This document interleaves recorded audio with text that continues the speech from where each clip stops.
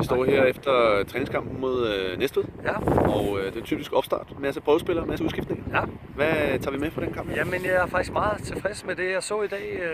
Sådan en første kamp mod et første divisionshold, den er selvfølgelig ekstra svær. Men vi prioriterede kampen, og jeg fik afprøvet en masse af de nye spillere og så videre. Men så i første halvleg var jeg meget tilfreds med. Jeg synes, vi spiller en god gang fodbold og har organisationen på plads. I anden halvleg falder vi lidt fra hinanden på grund af de fysiske, så alt i alt er jeg faktisk godt tilfreds. Vi spiller mod et første divisionshold, som jo forventeligt ligger foran os i forberedelserne. Ja. Er der nogen af vores egne spillere, som du vil fremhæve? Ja, jeg synes Emil Favre i dag jeg gjorde det rigtig fint. Adam virker i god form. Jeg synes også, den Bøtger, som er kommet fra Skovbakken, virker som en interessant fyr. Så alt i alt synes jeg, at der er nogle gode præstationer for alle sammen.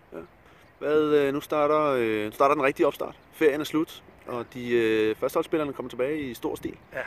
Nu bliver det noget andet fra næste kamp. Ja, jeg vil sige, at nu kører vi. Som jeg også sagt, om 3 uger skal vi stå klar, og jeg vil have, at de er fokuseret fra dag 1 af, og det sker på mandag. Nu er vi kommet i gang og har haft et godt træningspas torsdag og en kamp i dag, og så starter virkeligheden op på mandag, så jeg glæder mig, at de kommer tilbage, alle de erfarne folk nu, og så kører vi på. Det gør vi også. Tak for det, Rudi.